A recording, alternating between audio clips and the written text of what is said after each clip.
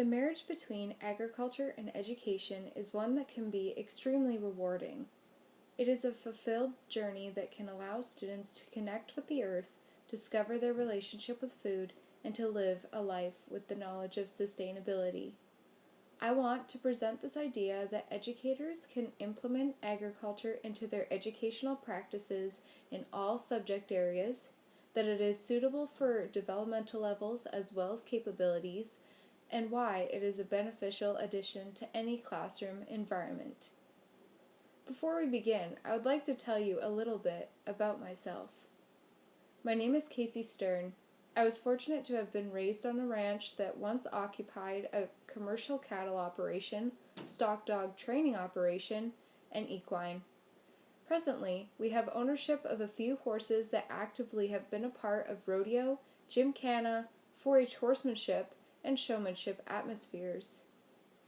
Being a member of the 4-H program for 7 years, as well as being a rancher, I knew that agriculture would forever be in my life. In the fall of 2014, I was enrolled at Olds College to attend the Agriculture Management Diploma program in marketing. At the time, I felt that what I have chosen for a career was the right choice.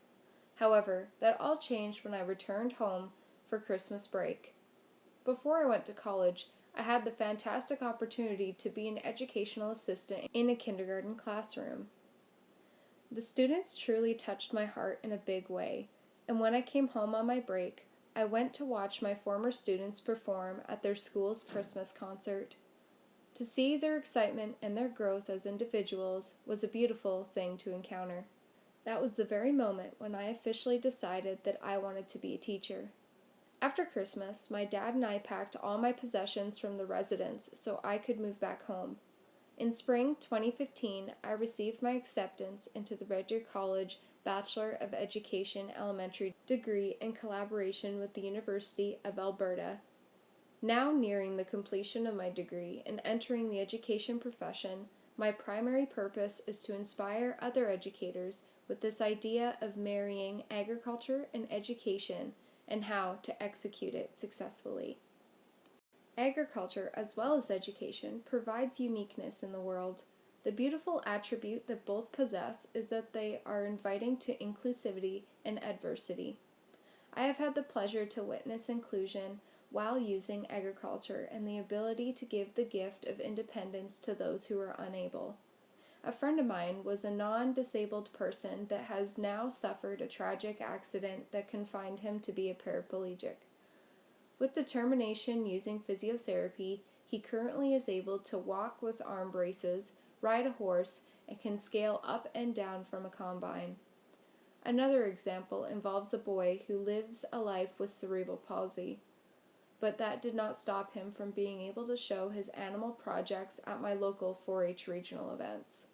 At times, he did acquire assistance from other 4-H members. While participating in my American Sign Language course at the university, I confronted my instructor, who is deaf, one day to ask if he knew anyone that was deaf who lived on a farm or ranch atmosphere. He responded that he previously resided on a farm when he was a child.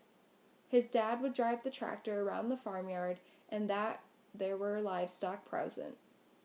As for himself, he needed to have a keen awareness of his surroundings so that he was to remain unharmed. As a more personal example, being an ongoing alumnus of the 4-H program, I had the amazing experience of being a riding partner for a boy who struggled with autism. He loved the fact that we both had black quarter horses and liked that we looked like a team. Seeing the smile on his face made being in the arena extremely enjoyable. A person who is widely known for her agriculture achievements is none other than the university professor Dr. Temple Grandin.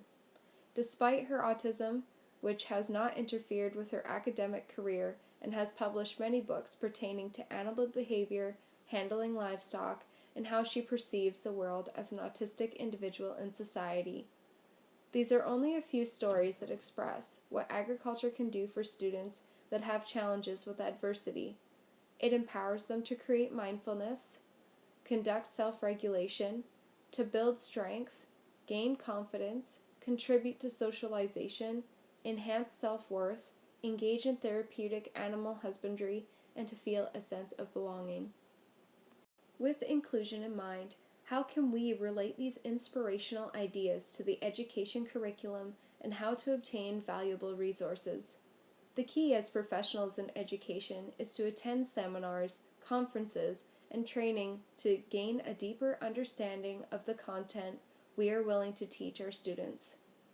Even attending university, I have strengthened my knowledge of specific topics that I want to be able to educate my future students.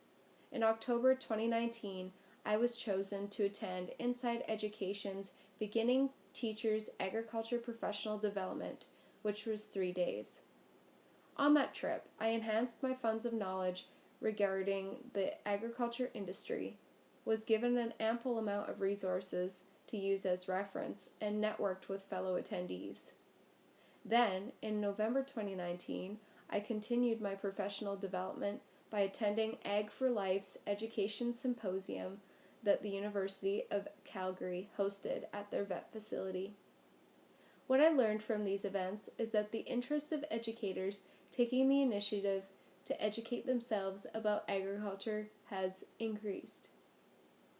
Schools that have embraced and have advocated the integration of agriculture and education are Prairieland School Division's Ontario School, Rocky View School Division's Farm School, and Golden Hills School Division's Strathmore High School collaboration with Strathmore and District Agriculture Society in starting a practical ranching program.